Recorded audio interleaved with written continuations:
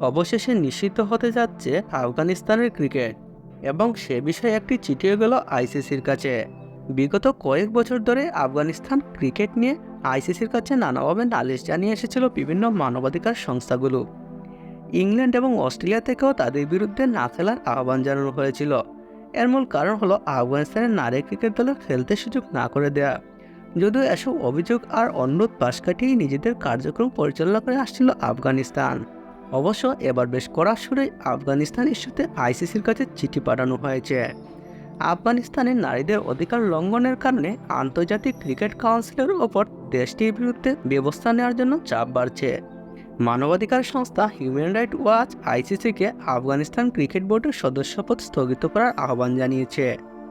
আইসিসির কাছে পাঠানো পত্রে বলা হয়েছে, আমরা এই মুহূর্তে আন্তর্জাতিক ক্রিকেট কাউন্সিলকে আহ্বান জানাচ্ছি যে যতক্ষণ পর্যন্ত না দেশটিতে আবারও নারীদের শিক্ষা ও খেলাধুলায় অংশগ্রহণ নিশ্চিত করা না হয় ততক্ষণ পর্যন্ত তালেবান শাসিত আফগানিস্তানকে আইসিসি সদস্যপদ থেকে স্থগিত করা হোক এবং আন্তর্জাতিক ক্রিকেটে অংশগ্রহণ থেকে বিরত রাখা হোক।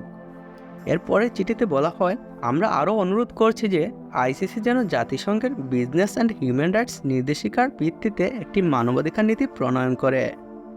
বন্ধুরা, মেয়েদেরকে খেলতে দেওয়া না দেওয়া একটি দেশের ব্যক্তিগত বিষয়। সেই কারণে এই দেশে পুরুষ ক্রিকেট ব্যান করে দেওয়াকে আপনারা কতটুকু যুক্তিযুক্ত মনে করেন তা অবশ্যই কমেন্টে জানাবেন। ধন্যবাদ।